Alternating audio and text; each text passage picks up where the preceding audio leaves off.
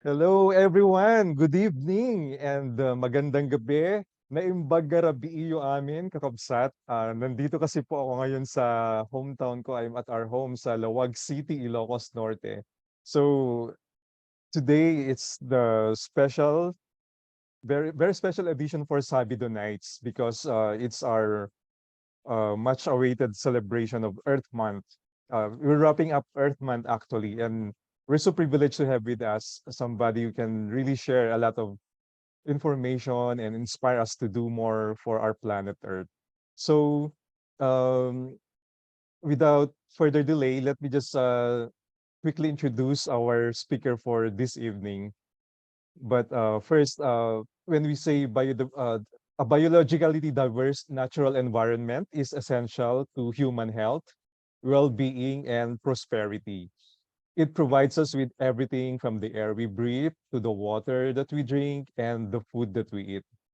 More than 7 billion people inhabiting planet Earth rely on nature and biodiversity for their livelihood and well-being, either through economic, cultural, or spiritual benefits. Nature also has intrinsic value. It has value in its own too. So unfortunately, we are losing biodiversity at an unprecedented rate. And according to the Living Planet report of 2018, which shows that 60% fall in just over 40 years. A grim reminder and perhaps the ultimate indicator of the pressure we exert on the planet and on species. So tonight we have the privilege of I have the privilege of talking to the founding executive director of the Earth Day Network Philippines.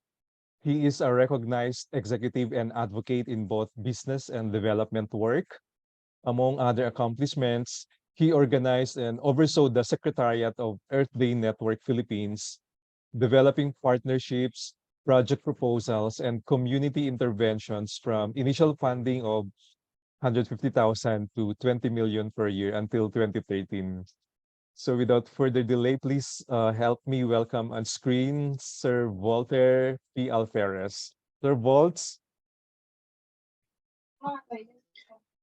yeah. Gandang gabi po sa lahat at maraming salamat Alex sa pag-imbita sa akin dito sa SaBEEdo Nights. Yeah. Very, very interesting concept and in fact, very relevant sa ating concern for the environment at this day and age. Yeah, I'm more thankful, sir, that you granted my invitation. I'm sure for those of you who are joining us on Facebook Live, thank you for taking time to join me. If you have any questions all throughout our conversation, just chat or put in the comment, and we'll address as many as we can as we go along. So, Sir Waltz is not a beekeeper, but he will really speak a lot about the importance of biodiversity and how we as individuals can help safeguard Mhm. biodiversity. But again, sir, for the benefit of our viewers or those who will be watching a replay of this episode, who may not be really that aware yet, in a nutshell, what is biodiversity? So biodiversity in a lot of sense is the relationship within nature that enables life to survive, flourish, and even balance out within a certain ecosystem. It is very important because biodiversity provides the necessary balance, equilibrium of all fauna and flora species in a given ecosystem. Any change within that equilibrium affects each and every individual species. That could even lead to um, destruction or even extinction. Mm, So that's why biodiversity is a very important aspect of our focus when we talk of the environment. okay. So, uh, talking about biodiversity in that context, you've been doing a lot for Earth Day Network Philippines. Before we proceed any further po, no, could you just share why Earth Day is being celebrated? Actually, Earth Day was last Saturday. Had the privilege of joining for the first time with my family yung activities sa Arroceros Park. So, ang saya. Although kahit mainit, we also Mhm. learned a lot, and it's good to be conversing with the fellow eco warriors, what we call ourselves. Mhm. So, how did Earth Day come into being, sir? Okay. So the celebration of Earth Day really originated from the United States, you know? And this was during the late 1960s, around 68, 69, when there was much focus on the degradation of the environment. Mm, And um, also remember, it was this time when the Vietnam War was being waged, and there were a lot of protests and there were a lot of rallies against that. So when around early 1970 or late 1969, one river in Ohio, the caught fire. Nasunog yung river the itself. river. Uh-huh. Oo. At dahil sa sunog na yon,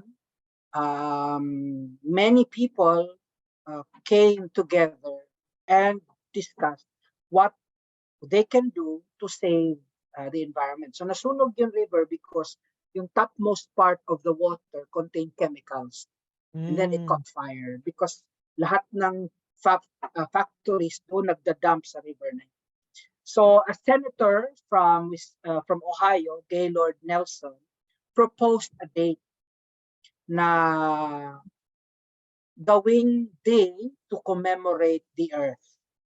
And so in April 22, 1917, the first celebration of Earth Day was held. okay. And that became, well, at first sa Ohio lang siya, dun sa area lang na yun. And then soon it spread all throughout uh, the state of Ohio, and then later on in other states, until umabot na siya in different countries. Mm, Um, and soon it also arrived here in the Philippines. So as early as 1980s, 1990s, the Philippine NGO community already celebrated Earth Day. Um, and even some government offices, especially the Department of Environment and Natural Resources. But there was no concerted unity in the celebration. Kanya-kanya, walang mm. team, bahala na. Basta everyone will commemorate the Earth on April 22.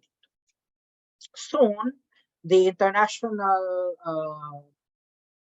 partnership began to form at nabuo yung Earth Day Network International. Mm, And this was in preparation of the 30th celebration of Earth Day, which was on April 22, 2000. okay. So, para maging synchronized yung celebration of Earth Day, yung international went to different countries. And for Mm. the Philippines, kinontak niya or nila ang yumaong Odette Alcantara. I don't know if you know her or you have met her. She I'll used to have to be, ask kasi I work for the Alcantara group of companies. I've been there for 9 years na. It should I'm sure baka relative nila. I'll try to ask po.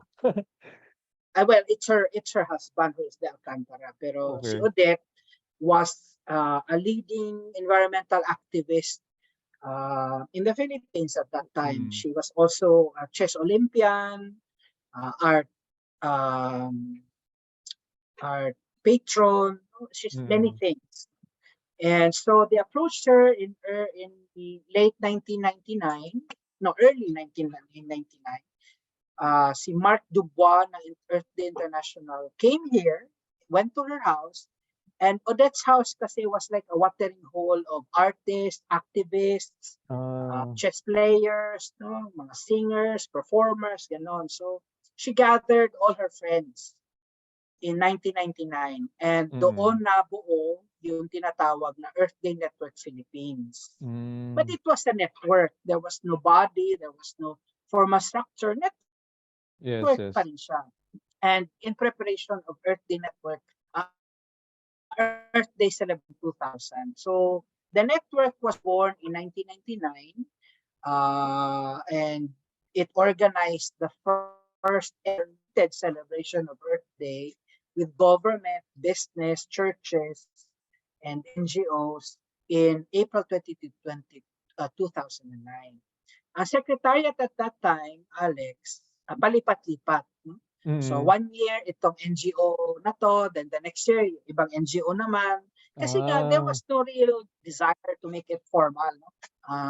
Pero eventually na-realize ng mga elders na mukhang kailangan natin ng formal organization to be the secretariat.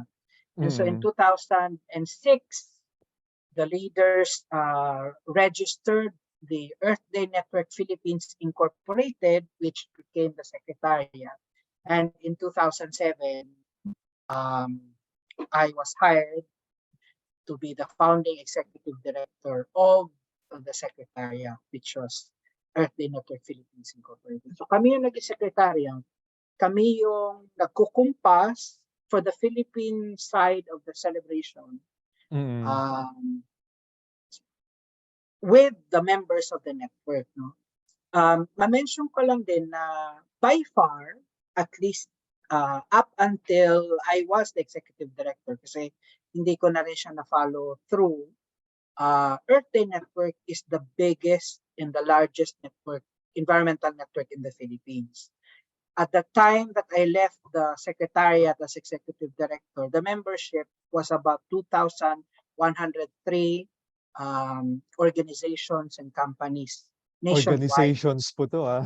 Yes, oo. So, So, kasi ang network is composed of civil society, mm, business, churches, government. and then government partners. Hindi Oo. naman sila pwede maging members no, ang government. Mm. So, government partners. So, yung length and breadth of the Philippines talagang na-cover no membership na yon. I Opo. don't know now, pero sana ganun pa rin kalaki.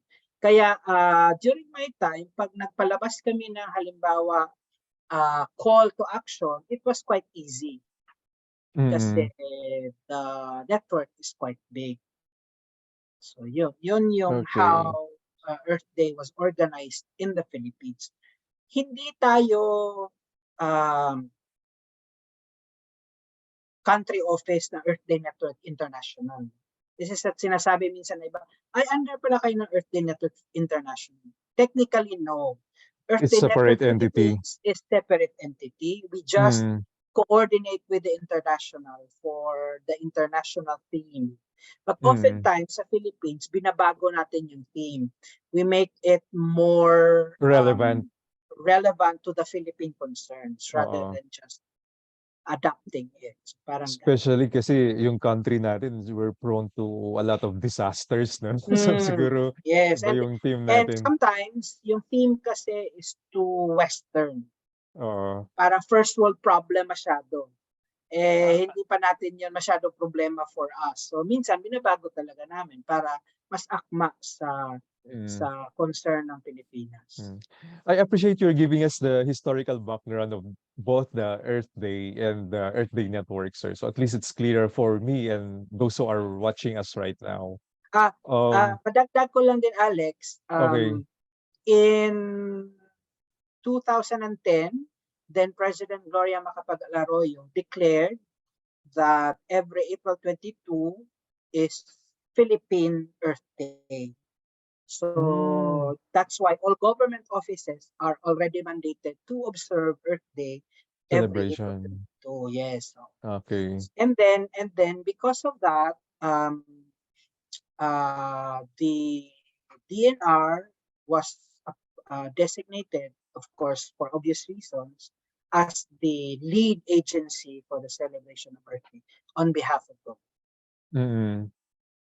Okay. So, I've read a lot of articles about how Earth Day has impacted a lot of countries. For you, sir, personally, what would you consider as the impact of Earth Day for the Philippines in the context of, I mean, in the Philippine setting naman? I think Earth Day kasi became the focal point, you know, for people to talk about the environment. Dati Mm. kasi, when we talk of the environment, ang mostly nag-uusap nun, kung hindi mga environmental NGOs, yung mga involved lang din, no, sa Mm. isang environmental issue. But the rest, halos walang Oo. alam tungkol sa environment.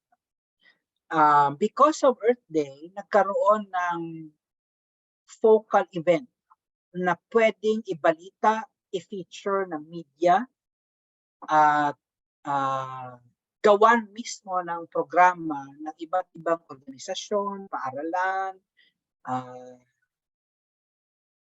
SK, no? Mm. Para mas maabot yung mga kababayan natin na hindi masyadong aware sa environmental concerns. No? So Yeah. Earth Day really opened that space up.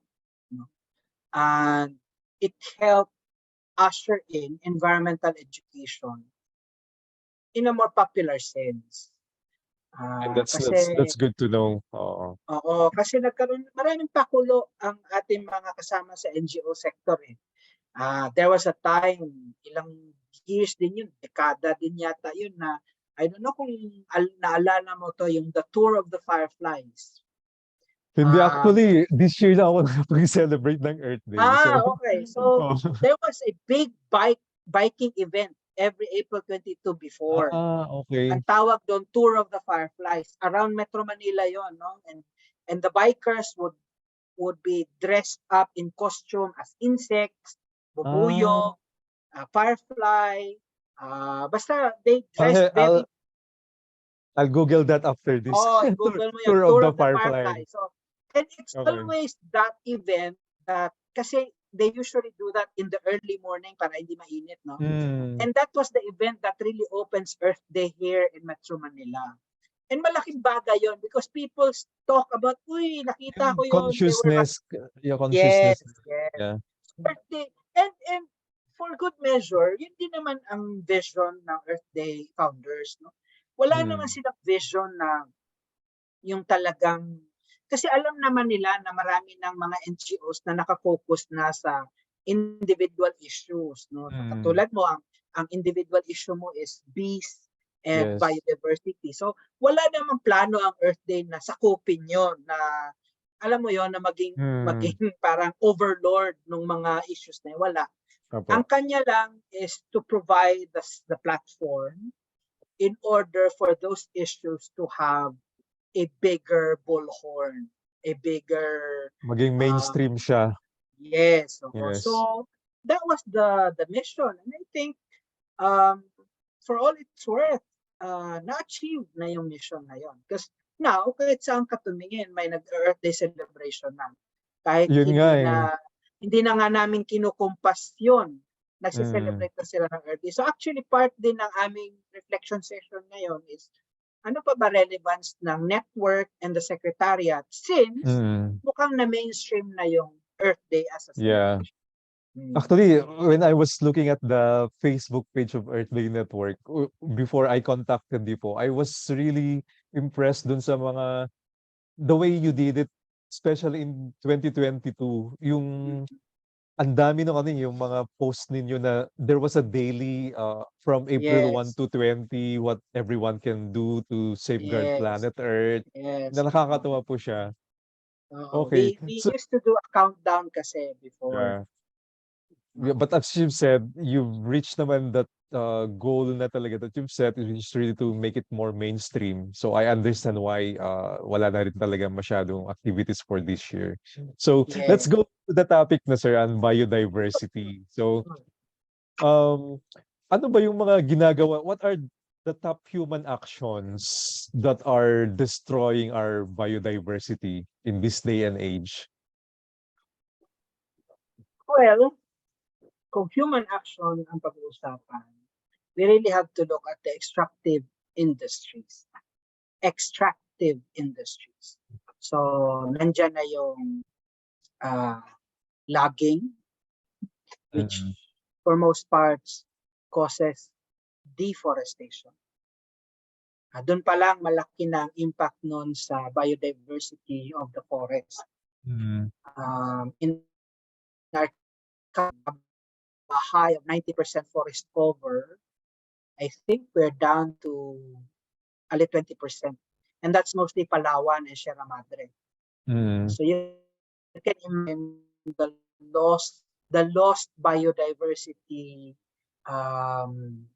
value sa bansa, sa iba't ibang isla. No? And even that 22 or a little over 20% in Sierra Madre and Palawan, that is also being threatened right now. I think Mm. narinig naman natin no, yung kagustuhan ng ilang gobyerno, ilang provincial officials sa Palawan na i-open ang isla to mining. Yun nga, So oo. that's the second biggest contributor to biodiversity loss, mining. Not only because it destroys the forest and the mountains, it also destroys marine biodiversity kasi yung kanilang overflow minsan Sips into affects. the ocean, the bodies of Yes. water. Yeah. And iba pa yung usapin doon sa talagang nasira yung impounding pond nila, no? So halimbawa yung Mark Copper, irreversible damage yung nangyari sa marine biodiversity ng Mindoro. Mindoro because of Mark Yes. Copper. Doon sa Benguet, sa Itogon, yung irreversible na naging damage niya sa river system, no? Because nasira yung wall, lumabas yung chemicals to the river system. So yun, malaking bagay yun. Another is of course yung agri and aquaculture industries. So agricultural practices kasi for most parts uses pesticides and insecticides. And these are indiscriminately used, no? Yung aerial spraying pa nga, di ba? Yes. Buti kung pag nagamit ka ng insecticide, isang insekto lang ang maapektuhan. Lahat na insekto affected. The same is true with pesticides. Sa aqua naman is there is and the record shows that there is already over harvesting already of our oceans. And that really affects biodiversity, marine biodiversity that we are facing. Another siguro indirectly, and you mentioned in the beginning, we are facing, at least in the last few decades, increase in surface temperature brought about by global warming and regional climate changes. And that has a very big impact to biodiversity everywhere. Because any change in the temperature affects both the life cycles, the mating systems, mating cycle and patterns patterns. and cycles, yes, and the overall survival strategies of many species of the planet, including humans. So, yun, malaking impact yun. Although indirectly yun, but it's still caused by humans, no, as shown in multiple assessment reports of the Intergovernmental Panel on Climate Change. Okay. Alam mo sir, ano po, during the pandemic kasi, syempre, work from home setting, ganyan. Tapos, I joined a lot of I saw a lot of many Facebook groups into this mga raising awareness about the environment. And one of the ones I joined was yung about zero waste. So ang dami kong natututunan doon, especially during the early parts na talagang nag-back read ako sa mga post. And while preparing for this episode din, I read na when it comes to clothing din, yun palang cotton. The cotton that Mm, we're wearing.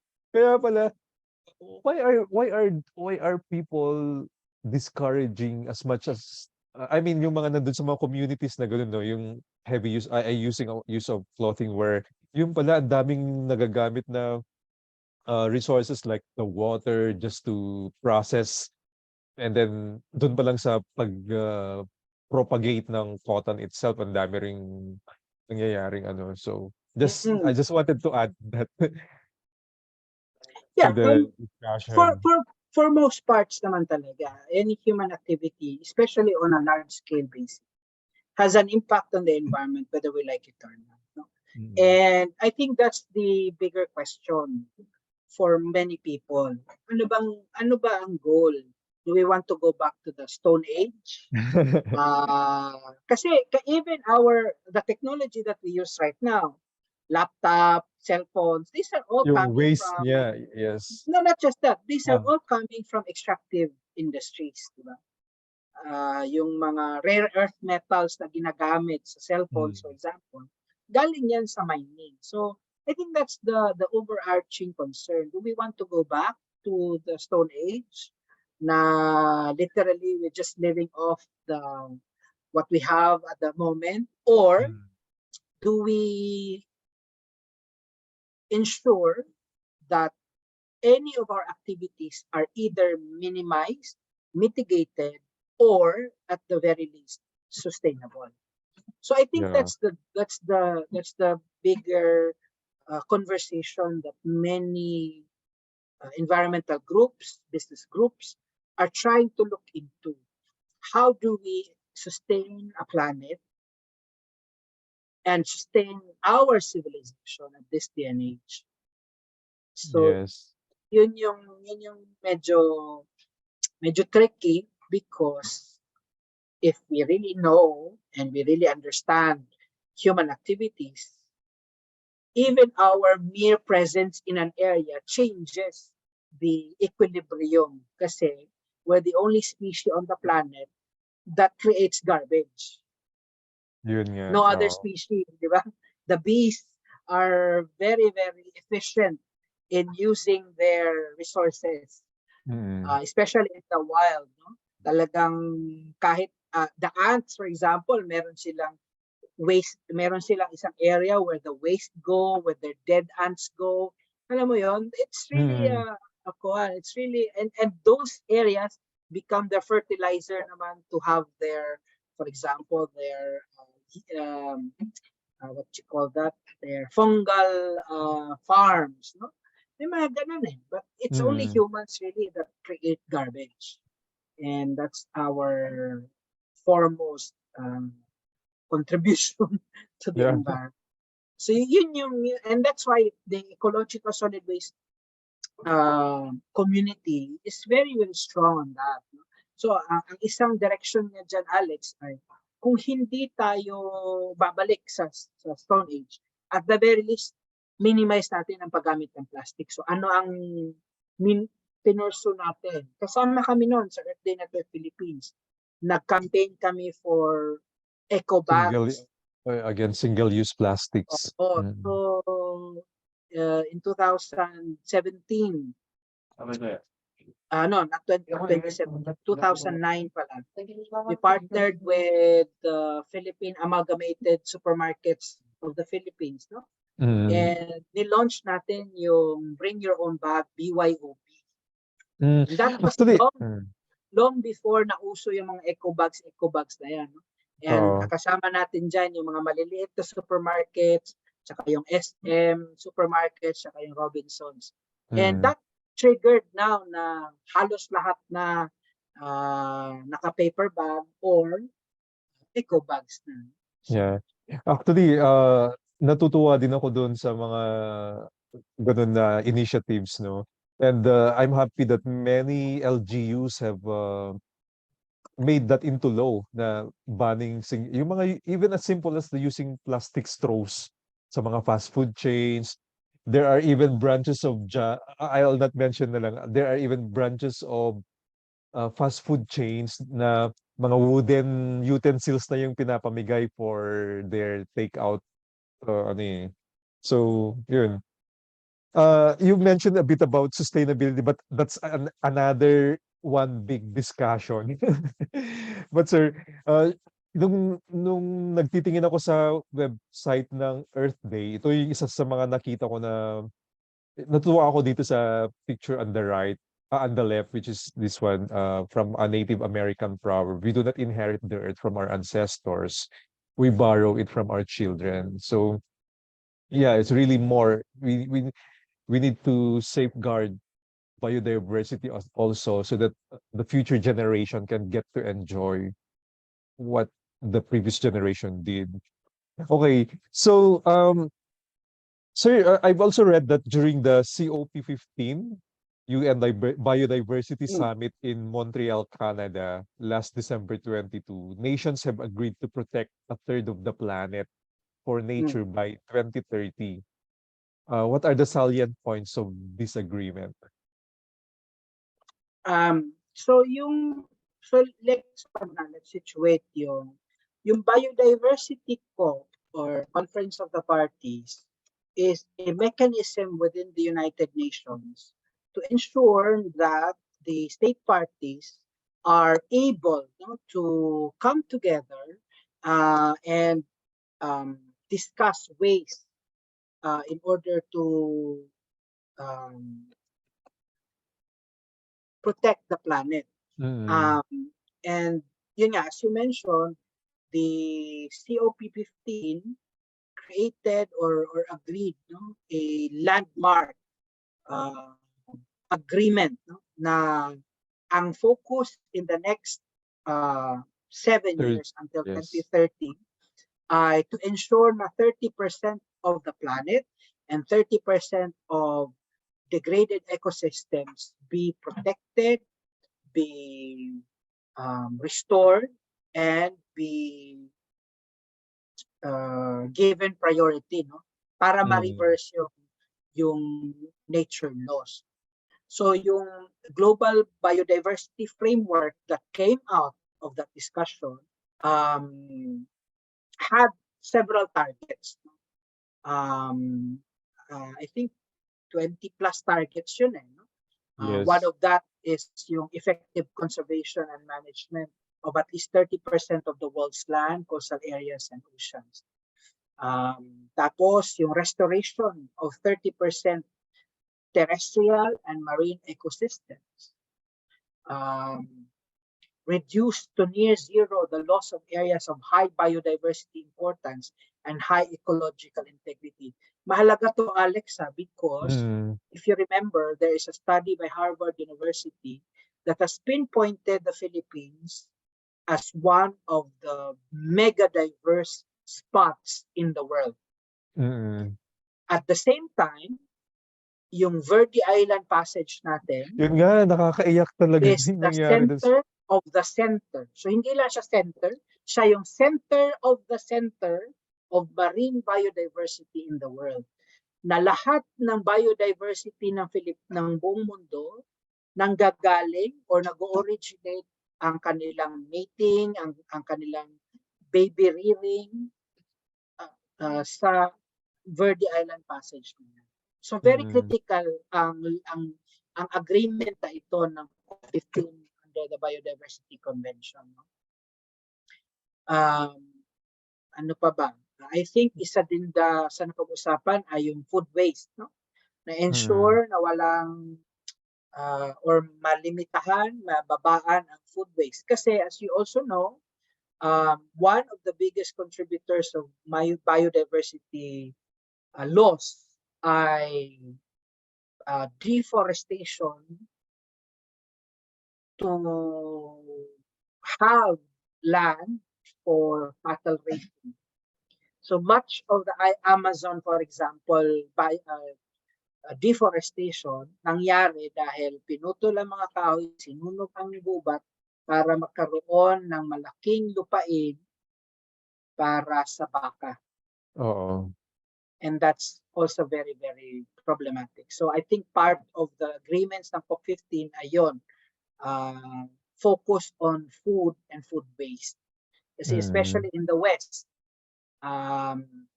malaking problema sa kanila ang food waste.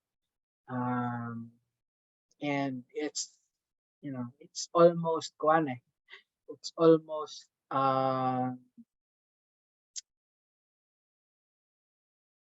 scandalous yung Oo. food waste sa kanilang societies. Ano pa? I think part also of the agreement ng COP15 ay yung financial support, no? From the countries, yes. From the fund rich it. countries to from the developed countries to the developing countries. Yes po. So I think meron silang several $100 billion na pag-usapan, na pag-agrihan, na dapat itulong ng mga mayayamang bansa sa mga developing countries. Developing, yes. Yeah. So but to be honest, Alex, having joined several conference of the parties ng climate change, I'm not very optimistic pagdating sa mga ganyan. That's my next question actually. What would it take? What would it take to achieve what they call the 30 by 30 target? Kasi oftentimes, it's very good on paper. Pero ang daming blockages in the implementation. Una sa lahat, ayaw magbayad or ayaw magbigay ng mayayamang bansa sa atin. Kung magbibigay yan in the form of official development assistance, ODA, pero mostly loans yan. So, tayo rin magbabayad niyan. So, yun, hindi ako masyadong upbeat pagdating sa ganon. Kaya ako mas tutok sa local government units. Kasi in truth and in fact, sila ang frontliners talaga natin when it comes to environmental protection. And we have seen what an enlightened, progressive local government executive can do for the environment. Marami na tayong examples niyan na mga mayors that have turned around their local government units by introducing appropriate and relevant environmental practices in their system. Isang great example na lang dyan, Alex, yung Negros provinces, when they declared that GMO will not enter Negros Oriental and Negros Occidental. When was that, sir? Kailan ba yun? I think matagal-tagal na rin. Almost 10 years na rin yata. And then yung kanilang pagpupush sa organic farming. Yeah, maraming organic dun. Yes. So that's clearly one. So kailangan ba natin antayin yung COP15 para magawa natin yan? No. We have enough money to do that. And as we have seen in the last several years, yung pera hindi kulang. Ang kulang, saan dinadala ang pera. Ang pera. Yeah. So, which brings me now, sir, to the essence of this discussion, no? What can we do as individuals to safeguard biodiversity? Well, in truth and in fact, the most effective way for us is really to manage our waste. Una yon. Kasi yun ang, as I've said, yun simple as segregation pa lang, no? Yes. Hindi nga segregation kasi alam rin natin, Alex, na sinegregate mo nga sa bahay pagdating sa dump truck, halo-halo pa rin doon, di ba? Actually, the funny thing po, sometimes, may mga, within our barangay, nag-schedule sila ng MWF for nabubulok, TTHs for hindi nabubulok. So, initially, masunurin yung mga tao tapos after a while, wala na naman. So mag-a-announce na naman yung barangay, "Paalala po mga kabarangay, ganito po Mm. yung schedule natin." Pero kasi minsan din po yung mga nagkukuha ng basura, pinupulot pa rin nila maski nabubulok siya or hindi nabubulok during the I think, day. again, it's we have very good environmental laws in the country, Mm. Alex, no? But it's still, the weakness pa rin ng Philippines ay implementation. Yes, Sa Japan, yes. sa Japan, stricto talaga. And every pick Mm. up, magbabayad ka sa nagpi-pick up ng basura. Meron kang Mm. binabayaran na voucher. And pagka mali yung nailabas mong basura, mape-penalize ka talaga. No? And that's and Japan na yan, na in the first Ah, place, sila talaga yung nagpauso ng segregation, di ba? Kasi ah, talagang effective sila. So, ay natin yun. Kahit hindi na, okay, segregation pa rin naman is important, yes. Pero yung reduction talaga. reduction, yes. More importantly Yeah, for also, example, especially. oh, nagma-market tayo. If we could bring, halimbawa, sa public market, di ba? Oo, Sa yung palengke. mga lagayan ng ice cream, dinadalhin dun na sinu-shoot Precisely, yung mga precisely. Oo, isda or yung mga karne. correct. Yes. Oo, correct. So, imbis Ye na, di ba, ang ginagawa pa ng ating mga mababait na kasamahan dyan sa palengke, yung isda, baboy, karne, kung ano man, ilalagay sa plastic, tapos oo, yung tas plastic na yan, ilalagay pa sa isang plastic, tapos yes, yung so plastic na yan, ilalagay mo na naman dun sa malaki mong plastic. So, tatlong plastic na agad sa isang karne, di ba? So, tama yun. Pagdala ka ng eco bag, ihiwalay mo na yung, magdala ka na ng mga containers na ilalagay yes, mo sa oo. ref. So, ang isda, o dito ko ilalagay, baboy, baka, manok, kung ano-ano pa. Eh di, Mm. hindi pa messy yung bag mo kasi naka anong tawag dito? Nakakatulad dito, 'di ba? Mm. Naka-container, that's the word. Yeah. Naka-container na sila. So pagdating mo na lang sa bahay nyo, sa lababo, tanggalin mo lang yung isda, linisan mo, ibabalik mo lang din sa container, diretso na sa ref. Versus So yung itatapon mo lang kaagad din yung ano, eh, kasi mabaho siya, precisely, you cannot reuse it. precisely, So and precisely. kahapon while I was driving on the way home to Ilocos, narinig ko sa 24 oras, Metro Manila Air is already has microplastic. I wouldn't be surprised Yeah, kasi so ang parang it's daming, yeah, I wouldn't be surprised kasi uh, nga our landfill is actually just a dump site. Hindi naman mm, landfill dapat. Ang landfill kasi latak na lang dapat yan eh. Wala na dapat dyan mga recyclables, wala na dapat nabubulok dyan. But mm. no, in the Philippines, in Metro Manila, our landfill, halo-halo pa rin. So, what's Okay, new? so we go back, sir, So for that our one, viewers. For our so viewers reduction. now. Yeah. Yeah. And conscious yan, Alex, conscious yan. Halimbawa kami, sa kotse, palagi kaming may dalawang eco bags doon. So, Mm. kung bigla kang may kailangan, may eco bag kang makukuha, magagamit Oh, pag ganun din yung nag-grocery wife ka. ko. So Oo, nandun na siya sa so ano. critical yun. Because plastic is a threat, especially in marine biodiversity. Mm. Yan, lumalabas na rin po yung mga nahuhuling isda. They have microplastics na rin daw. In the So, stomach. Yeah. oh, And we ingest that, yun we nga eat eh. that. Oo, so, Mm. di ba? So that's one. Another is energy use. I think even as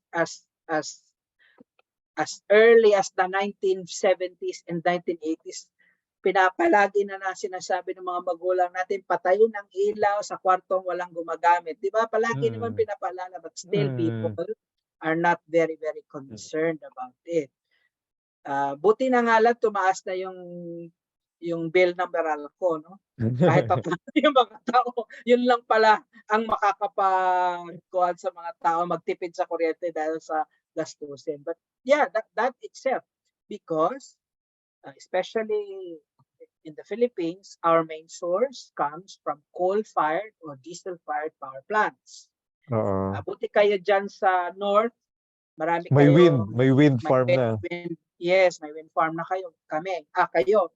Dito sa amin, malapit-lapit sa Rizal, meron na rin, pero hindi pa siya ganun kalaki. No? Mm. So that one, malaking impact na yon. And then, of course, if you can still participate, join, even in a personal capacity, environmental action, tree planting, for Yes. example. Kahit ito, pag-attend ng mga forum, Mm. pakikita sa mga conversation katulad itong SaBEEdo nights. These are very important actions that could really help shape the future of the Philippine environmental or the Philippine ecosystem. Kasi as you listen, as you join, as you participate, natututo ka, nabubuksan ang kaisipan mo ng mga bagay-bagay. And therefore, minsan napapaisip ka, no, ba't di ko nga ba try yan? I'm sure nung na-involve ka sa beekeeping, bee protection, it's also because of first a curiosity, and that curiosity led you to read, join, Yes, listen, and forums, groups. yes, Oo. and watch movies and or videos. Then later on, yun, naging passion mo na. Mm. Therefore, became not just, curiosity, but really your life's work na rin. Ako naman, mas ang pinanggagalingan ng advocacy ko was really from a more spiritual, theological perspective. Mm. Kasi kung di mo may tatanong, dati ako seminarista Okay. ng Order of Augustine Recollects. At yung Odette Alcantara na sinabi ko sa iyo kanina, siya yung nagturo ng ecological solid waste management at yung prinsipyo ng lahat sa seminaryo namin. Ano ba yung lahat? Mm. Lupa, araw, hangin, ako, at ang tubig. Okay. Lahat. Ganda nun Lupa, lahat. araw, hangin, ako, at tubig. Palagi sinasabi ni Odette, yung lahat ang kabuuan ng buhay at ang buhay ay para sa lahat. Lupa, Mhm. araw, hangin, ako, at ang tubig. Kaya dapat pinangangalagaan ang lahat, pinoprotektahan ang lahat, at yung lahat ng yon ang siyang mangangalaga, poprotekta, at magtataguyod ng buhay. I think that somehow summarizes what every one of us can do, no? I'll repeat that lahat. So lupa, araw, hangin, ako, at tubig. Something that we can easily remember. Yes, Sir, yes. it's 8:57. If you still have Ganun ba more time. kabilis? Tapos na. Ay, sarap magkwentuhan. Ang napag-usapan pa lang natin yung sa individuals. But you said earlier that minsan nga medyo maganda sa papel yung COP ganyan, but we have to do it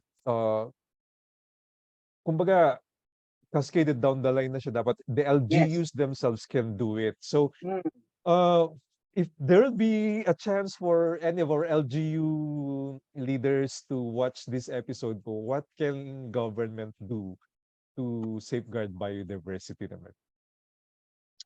To safeguard biodiversity, una, i-implement nila ang lahat ng environmental laws na nasa bansa. Ecological solid waste management, Clean Air Act, Clean Water Act, the Climate Change Act, yung Environmental Code ng Philippines. Lahat ng yun, kung siseryosohan ng isang LGU executive, ng isang mayor, no? Malaki ang pwedeng magbago sa kanyang nasasakupan as far as having a balanced and healthful ecology na isang karapatan ng bawat Pilipino under the 1987 Constitution based sa kaso ng Oposa versus Factora. At proven yon LGUs na talagang nangalaga ng kanilang environment, malaki ang naging pagbabago sa kanilang, kahit sa kanilang ekonomiya. No? And this could be a template for any LGU who wants to have a mark in history na somewhere, somehow, your LGU was instrumental in changing people's perspective, people's mores, and people's views on the environment and sustainability. Kasi ano ba alternative natin, Alex? Ang alternative is maruming katubigan, Tubig, yes. patay na lupa, Baha. baha, walang ibon, walang insekto, walang mangangalaga sa kakahuyan, maruming hangin. Is that a good alternative for development? I don't think so. Diba? Kaya ang mga ngayon, invest in the planet. Kasi ang daming investments. Pera lang pag-usapan, ang daming investments, di ba Alex? Pero do they really bring life? Do they really support life? Baka hindi. Isa pala nakalimutan ko. Kasi nakita ko PNPA from si Marvin. Isa sa mga advocacies namin sa Earth Day before was the promotion of native and indigenous species. Ayun, oh. Ang tawag recently lang din ako naka-join sa group na yan. Very interesting din siya kasi we're developing a farm, bee farm for Davao. So naghahanap ako, ano ba dapat kong itanim dun sa farm? So yun, ang dami palang magagandang Philippine native trees I wasn't really aware of. So go ahead, sir. Go ahead. So ang tawag ng campaign namin yan ay Tubong Pinoy Movement. It was a movement, ang partners namin doon, other than the NGOs, ay mga landscape developers. Na pag nag-develop sila ng landscaping or whatnot, ay sana itanim nila mga puno, native and indigenous to the area. Para it can support birds, it can support insects, that can enable life to thrive within that area, no? Yeah. So there were several uptakes. Clark, for example, was a major partner in that movement. Yung sa Kanlubang din was also major. And the biggest obstacle, again, unfortunately, is from government kasi ang pinopush ni DNR. Mahogany. Kung naalala mo yung billion green Philippines. NGP, National Greening. Yun, National Greening Program. Ang pinush ay mahogany. Yun nga, nakakalungkot. Actually, nung nakita ko yung mga conversations sa sa PNTE, grabe pala yung mahogany, napaka-invasive niya. And it's, ako pa noon, nung hindi ko pa alam yun, tuwang-tuwa kami ng wife ko, we had a vacation sa Bohol, dun sa sinatawag nilang man-made forest. Ang dami naming pictures doon. Hindi pala siya, Tingnan mo, Alex, pagka nandun ka sa Bilar, yung area na yon, na puno ng super tahimik. Wala. Wala ka maririnig na ibon. Wala at all, wala talaga. Wala. And that's sad. Because bakit ka may puno, wala ka ibon, di ba? That's dapat yun yung kumbaga added benefit of having trees. Is to have the birds there para to sing the praises and whatnot. So anyway, so yun, isa yun sa mga pwedeng magawa. Lalo na ang kabataan, ngayon required sila to plant trees before graduating, di ba? So dapat ma-influence ng mga magulang at tayo, mga taga-civil society na ang eskwelahan, ang hanapin ay hindi mahogany at gemelina. Sana makahanap sila ng kung anong native and indigenous sa area nila. Mga ganyan. Para it can support the biodiversity in the area. So kung magtatanim sila, kung marami doon, nara, kung ano man, yun ang sana matanim. Pero na-realize din namin it's easier said than done. No? Kasi when we had the Kanlubang nursery for native and indigenous trees, at that time talagang yung forester staff namin would really have to go to the mountains to get the seeds and the tawag dito yung mga bagong tubo. Planting Ipopropagate materials. kasi wala talagang source. And that's the reason why sa Earth Day at that time, dinicide ng board na let's have a working nursery for native and indigenous trees. So right now, sir, yung Kanlubang, it's still up and running, and can people... No, unfortunately, nag-end na yung campaign na yun at yung project na yun in 2019, just before the pandemic. And it was mostly because at that time, nag-shift na yung strategies namin. The strategies, nakita na rin namin, nag-proliferate na rin yung iba't ibang grupo o native and indigenous trees. No? And as I've said to you in the beginning, walang desire ang Earth Day na sakupin ang alinmang issue advocacy, na may grupo ng nakatutok. So we were just happy na nagawa na namin yung part na yun as far as the campaign, especially with DNR. Kasi yung national training program talagang pinokpok namin yun ng pinokpok hanggang pumayag na sila na at least 20% ay Philippine native trees. No? So yun, natapos na rin yun. And then so actually as I've told you, nasa reflection session, a moment kami ngayon, ano ang next steps namin. Kasi okay, sir. Kung ano pa yung kailangan. So you mentioned, so we've tackled about individuals, about LGUs, government.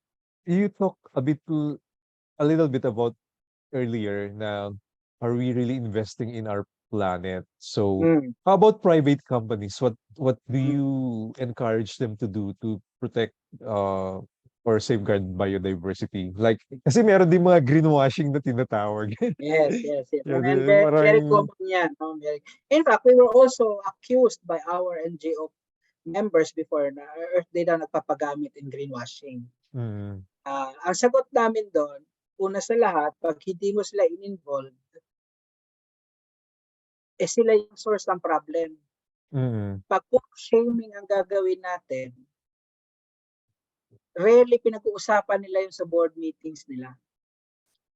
Pero nung na-invite kami through Odette and Bebet Gozon, the former DNR secretary who was our chair, nung na-invite kami, for example, in several board meetings ng different corporations on how they can celebrate Earth Day, doon namin nakita na, mas effective pala ang engagement rather than just shaming. So, at that time, di ba meron kaming countdown, nakita mo sa website? Yes. We literally have a list. Hindi ko na lang mahanap, but it's somewhere in my old files. We literally have a wish list na every time ini-invite kami ng isang board, ng isang malaking kumpanya, pinibigay namin yung wish list na yun. I'll give you an example na I can claim part kami doon sa transformation na yun. Jollibee. There was a time, kung maalala mo, early 2000, Jollibee, McDo, and everything, puro styrofoam yan. Yes. Plastic. Kahit dine-in ka, yun din ang ginagamit mo, styrofoam, plastic utensils, and whatnot. But nung engaged namin sila, I think starting in 2009 or 2008, si Odette and Bebet were both invited to the board meeting with Tony Tan Caktiong and everyone. Isa lang ang hiningi namin, explore nyo na yung dine-in at the very least. Kasi at that time, wala pa tayong alternative sa packaging or take-out. Kasi at that time, hindi pa uso yung paper and carton. Explore nyo lang na washable yung utensils. For dine-in. And they did their math. And nakita nila na nakakasave pa sila if they invest one time for dine-in utensils and plates. And that transformed right there and then. Dinicide ng Jollibee na lahat ng dine-in, washable ang plates and utensils. And doon pa lang, ang laki na ng nakat from the use of styrofoam at that time. Ilang branches yun. Yes.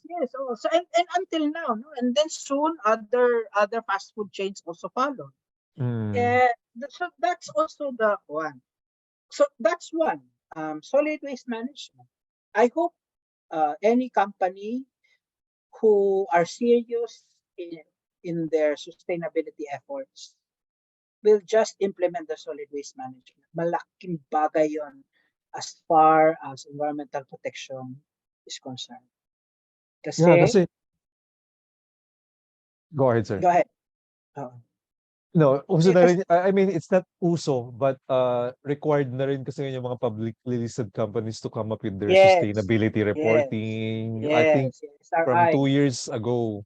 So I hope na it's really not just in paper that they're doing this for the environment. And we also know for a fact, Alex, that there are consultants on there that are very good in writing the reports, but not really in advising their clients to really make it an honest to goodness environmental and sustainability. Isa din yun sa kailangan bantayan.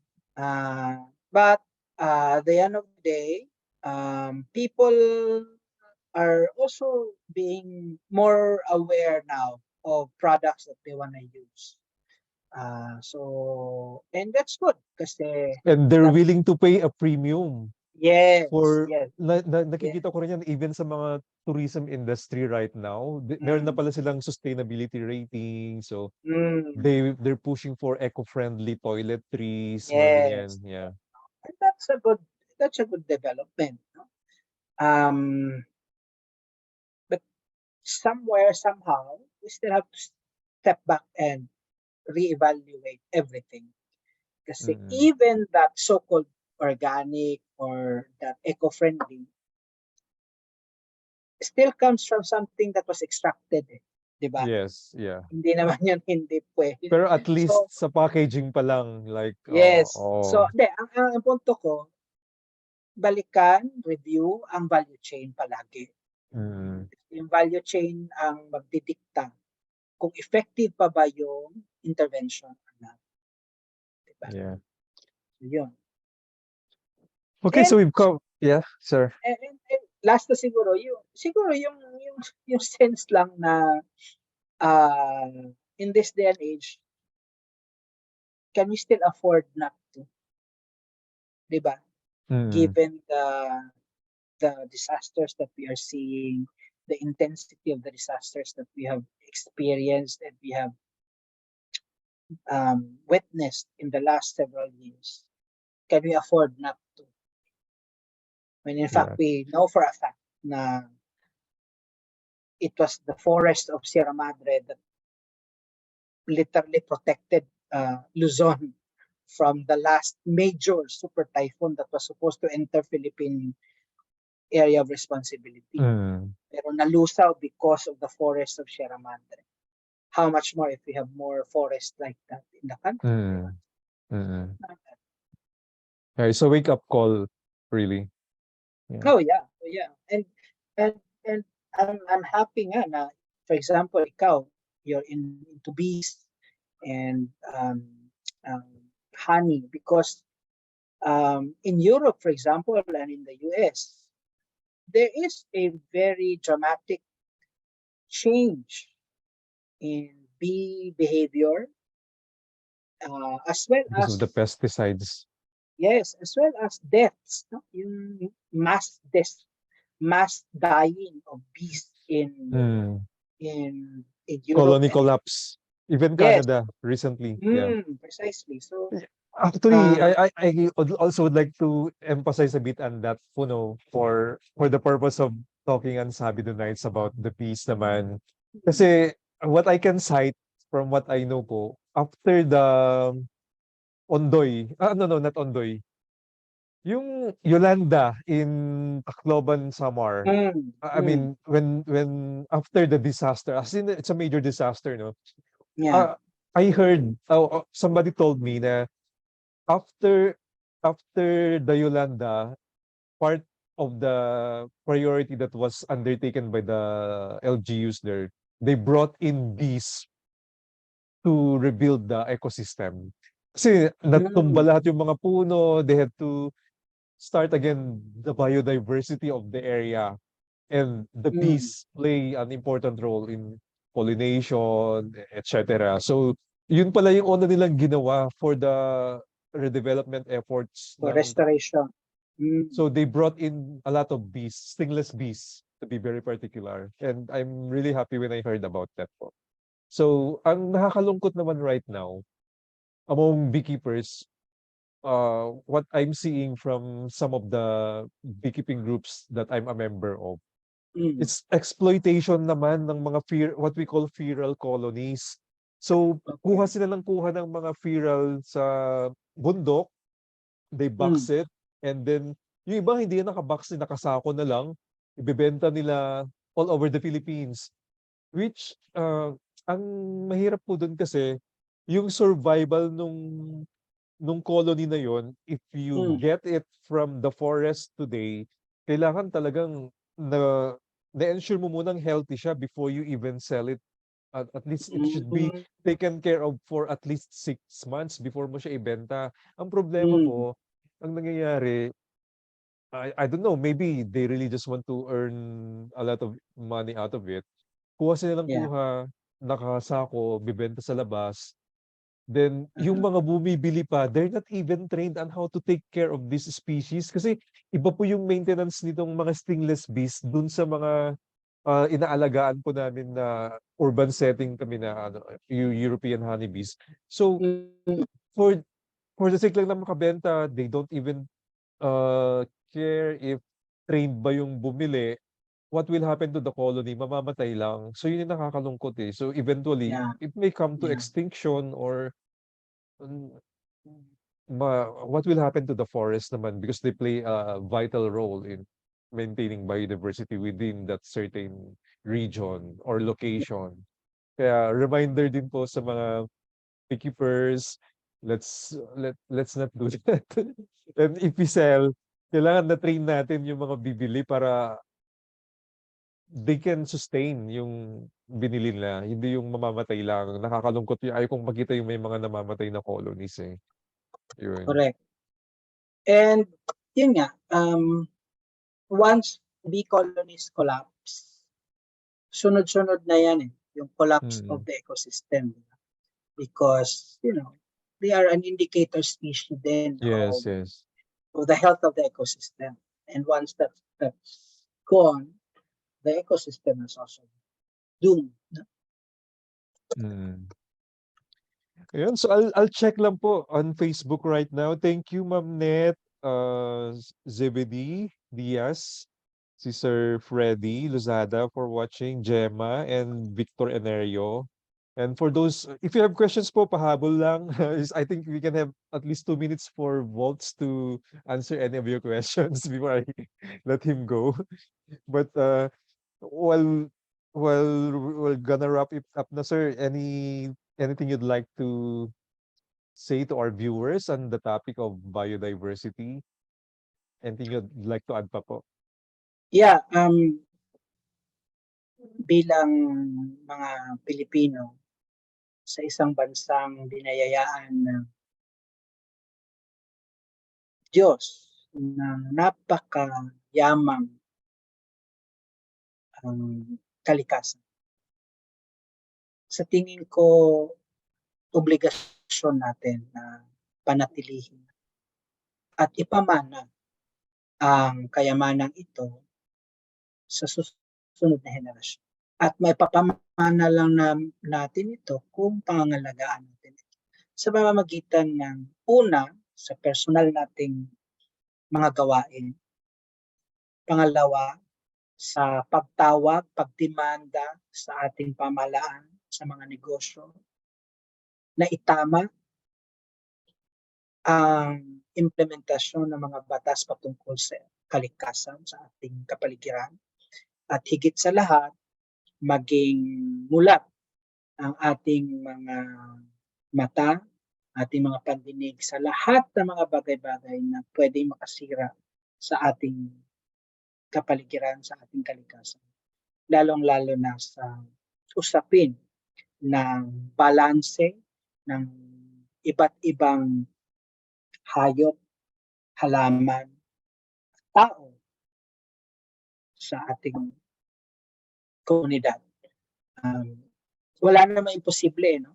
Kaya ang panawagan nga ng Earth Day ay invest in our planet. Hindi naman kailangang billion-dollar investment. Kahit sa personal natin na level, invest on an eco bag, for example.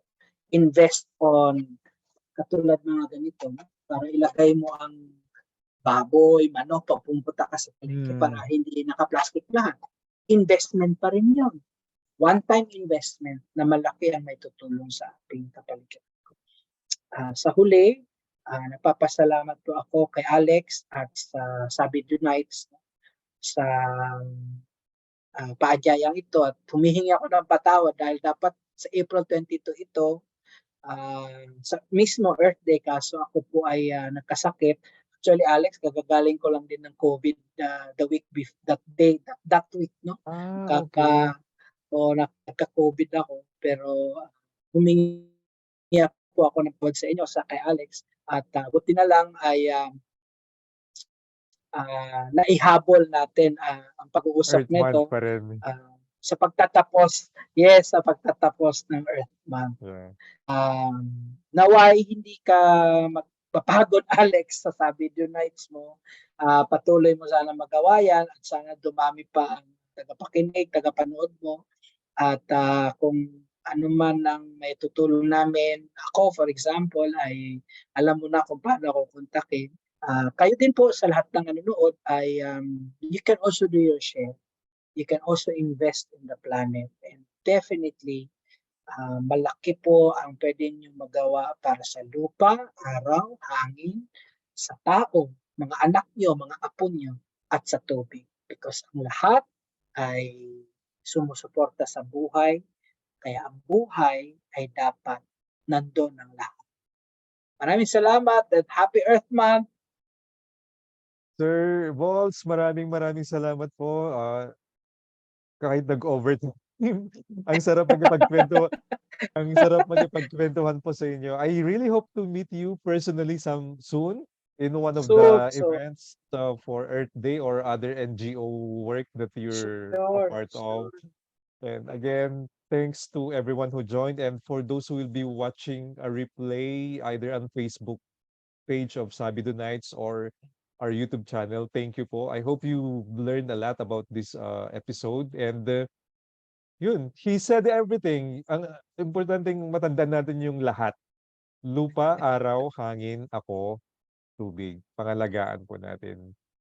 If you could just let's stay for a while, Waltz. So World Bee Day Philippines awards this certificate of appreciation to Mr. VOLTAIRE P. Alferez for sharing valuable information and insights as a guest speaker in the 15th episode of SaBEEdo Nights entitled Helping Safeguard Biodiversity, Earth Day Special, held here via Facebook Live this 29th day of April 2023, signed by myself as organizer and founder of World Bee Day Philippines. Sir, maraming salamat po.